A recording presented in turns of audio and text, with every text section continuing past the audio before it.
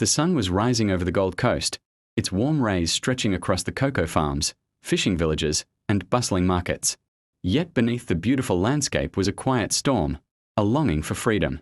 A people whose ancestors carved kingdoms and built empires were now forced to kneel under British colonial rule. For decades, the British controlled the land, the gold, the labour, even the voice of the people. Taxes tightened. Cocoa farmers were exploited. Young men were forced into labour to build railways they did not own. And in the hearts of ordinary people, frustration grew into fire. But every revolution begins with a spark. In 1947, a group of educated elites, chiefs, and businessmen formed the United Gold Coast Convention, UGCC. They wanted reforms, laws that allowed Africans to govern themselves. But when the colonial system ignored them, they realized they needed someone bold, someone fearless, someone who could speak to the hearts of the ordinary people. They called a young, brilliant organizer from the United States and Britain. His name was Kwame Nkrumah. When he arrived, Nkrumah did not walk among the elite. He walked among the people, market women, fisherfolk, laborious, the youth.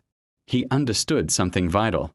The future of the Gold Coast rested not in the hands of the few, but in the strength of the many. The colonial government tightened its control, believing the Gold Coast was too valuable to lose. But Nkrumah saw that the people were ready. In 1948, protests exploded across the country after the shooting of ex-servicemen demanding their promised benefits.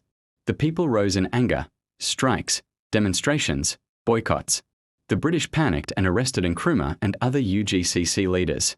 But their imprisonment became a symbol of hope. Crowds gathered, chanting one name: Nkrumah, Nkrumah, Nkrumah.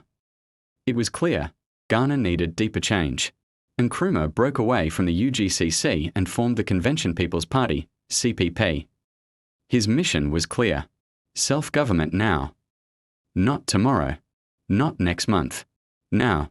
Young people flooded the party: students, farmers, dockworkers, clerks. The CPP became a tidal wave sweeping through the Gold Coast. And then came the turning point. On January 8, 1950, Nkrumah declared positive action, a nationwide strike and non-violent resistance movement. Shops closed. Trains stopped. Schools emptied. Workers refused to move the wheels of the colonial economy. The British grew desperate. They arrested Nkrumah again. But even behind bars, he was unstoppable. The movement grew stronger. The people grew bolder. And the British realized they were facing something far greater than a political party.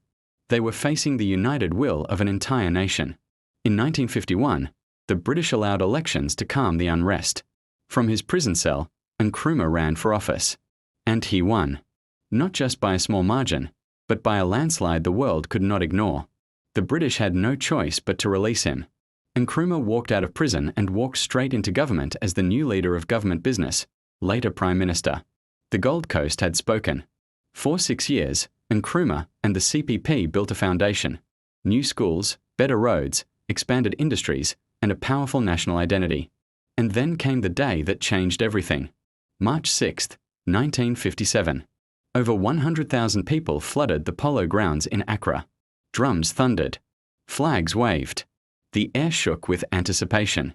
Nkrumah stood before the crowd and declared, "At long last, the battle has ended.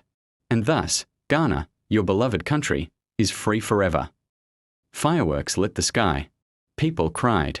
The Gold Coast became Ghana, the first sub-Saharan African nation to reclaim its independence. And across the continent, colonized nations looked to Ghana and whispered, "If Ghana can do it, so can we." This was more than independence. It was a spark that ignited the African liberation movement. Ghana's victory reminds us that freedom is never given.